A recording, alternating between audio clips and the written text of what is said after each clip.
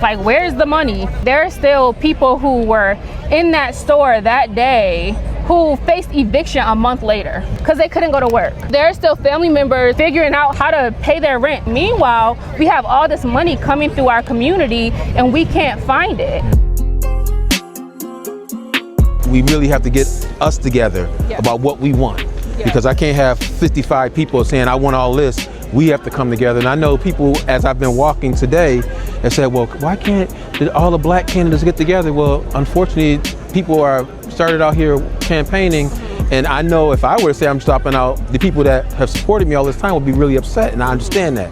But working with folks like you and other organizations, we can at least create an agenda. Exactly. You know, an agenda of what we do, because we know we don't have money. I'm not coming out here making false promises, but we have to have an agenda, and I know you big on that. I'm huge on that, because I feel like so many of our issues lies in the fact that we're not honest about where we are as a community and like what got us here.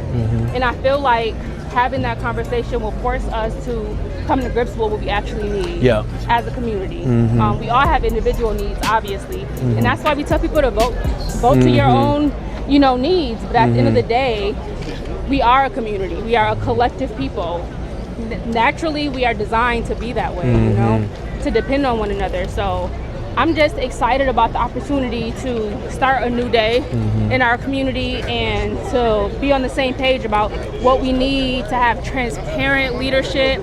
So we're not wondering what's happening behind closed doors. Like, we are in the room where it happens when everything is happening out in the open. You know, we don't have to worry about being invited to the meeting or being asked to speak. So as long as we're all truly pushing our city forward, you know me, I'm with it. So tell me about this day, 5/14, 3 years later, what are your feelings? You know, as far as today, there's so much about May 14th that I remember.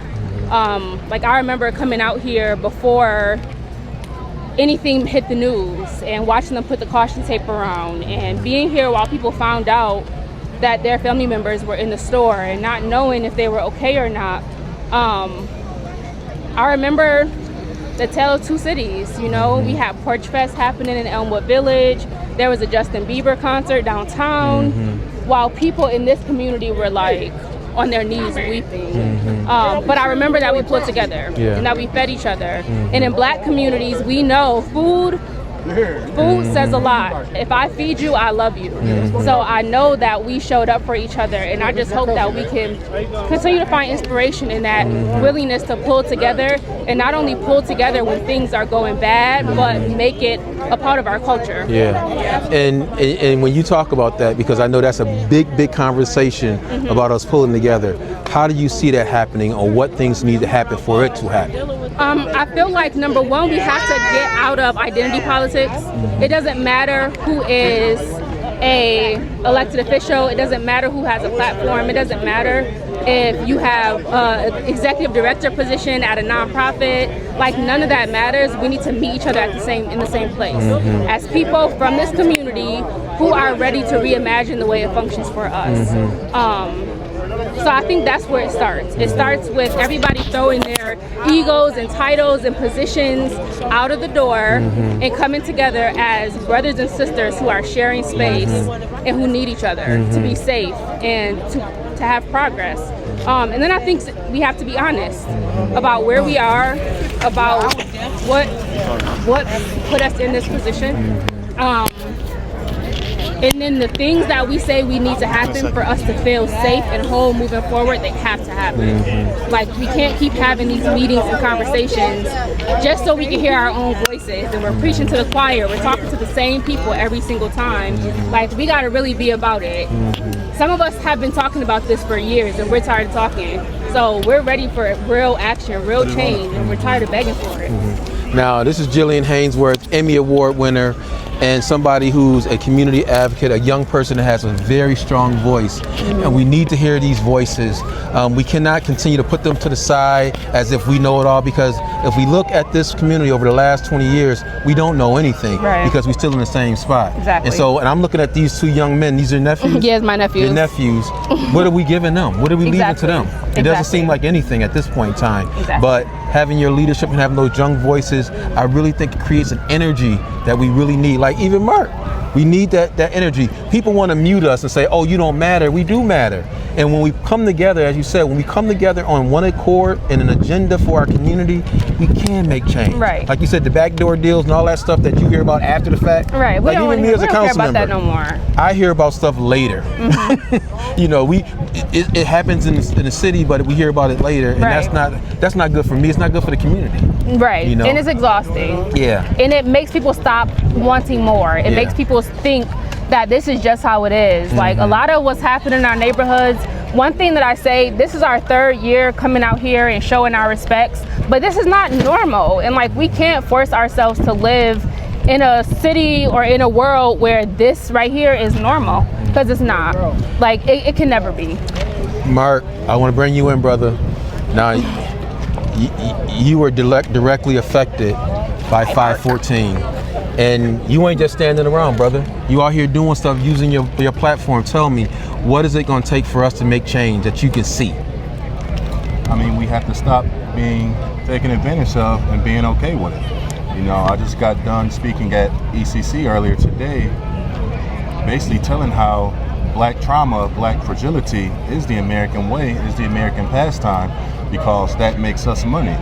I mean, if you look around, this is raising money for someone, for some cause, but this money isn't being recycled in the community.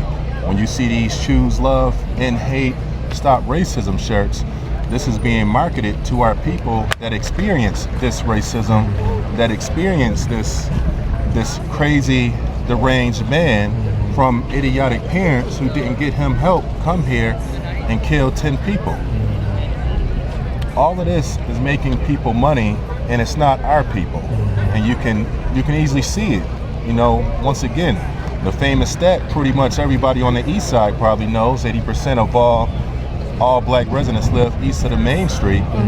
And when you just drive up and down Main Street, you see the difference. You see where the money is going.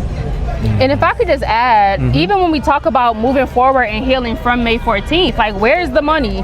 Like, somebody tell us where that money is. Like, there's still unanswered questions from what we already have experienced. So we can't even move forward without answering those questions first. Like, there are still people who were in that store that day who faced eviction a month later. Eviction, because they couldn't go to work. You know, there are still family members who are figuring out how to move forward, how to pay their rent, because they have to go to work. So how do we cope? How do we heal? How do we work? How do we provide? Meanwhile, we have all this money coming through our community and we can't find it. And like, the money shouldn't just be statues and things like that. Like, put it to work. Have this money influence upward economic mobility, which is what we really need in our communities, which Black people on the east side, especially if you're under the age of 35, you don't know what that looks like. Now, I know they're talking about spending millions on a monument. You tell me your sentiments about that, because this will directly affect you. Because to me, I think it could use other, but I'm not going to go against what the family thinks is important to them. But we also got to keep in mind what's important to the community and what they would want. What you feel? All right, once again, as I said earlier, I think it's stupid. I mean, we don't need 3, 4, 5 plus monuments. We have the one right here at the corner of Tops where this tragedy happened. We have the one inside of Tops as well. And personally, my favorite, we have the one that the community made right across the street with the graffiti monument. We don't need these new monuments all over the east side of Buffalo. If people want to pay their respects to the tragedy that happened, they can come right here at Tops. They can lay roses down, they can lay grease down right here at these pillars. I believe that too. I think that when we look, like, there was a woman that was really upset about that one building right there. Where is it? That one building that's been there like that for years. And she said, we can't even get that building knocked down. It's blight. And so at the end of the day, we want to remember, but we also want to make sure we have something positive in our community that these young people can say, oh wow, this has happened. What happened after 514, look at our community. Not, it's the same old, same old. A woman talked to me today that she's lived here for 30, 40 years. She said, ain't nothing, and she's right there in the corner. She said, ain't nothing changed. And I'm not happy about it. But one of the things that we have to do is continue to we have to band together. We have to be honest, as you said, be honest about what we feel, what we want to see, and hold people accountable that get in those positions, because at the end of the day, what I'm trying to do, I want to be held accountable because I don't want the same cycle to happen, because with this guy in office right now, we don't know what's going to happen tomorrow. So are we going to have people who are not getting heat, not getting food stamps? They're going to be out on the street? You know, so that's the real concerns. But you guys are the forefront, and we need to act like that, because as you talked about the Emmy that you got, that it seemed like nobody showed you love, that it seemed like it was important. You are important. And just listening to your voice, both of your voices, your powerful voices, and we have to uplift you and we have to work together. And sometimes we got to step back and let y'all lead, you know, because I ain't telling nobody, no senior that's lived a lot of years that they can't have a voice, but the new voices are yours. And we need to embrace that and say, how do we move forward? Because I think when we start doing that, people will know it's not about politics as usual, but it's about this community. And that's the important thing. Any last comments?